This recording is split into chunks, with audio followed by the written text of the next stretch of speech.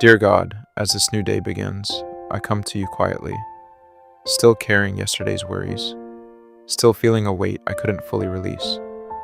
Before the world gets loud, before my thoughts start racing, I sit in this moment, needing your presence. Please calm what feels unsettled inside me. Ease the anxiety I can't always explain. Take this heaviness and replace it with your peace. Lord, today I feel a little tired within.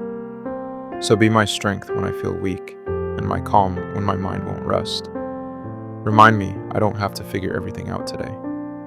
Help me move forward one step at a time with you. Protect my mind from overthinking and my spirit from discouragement.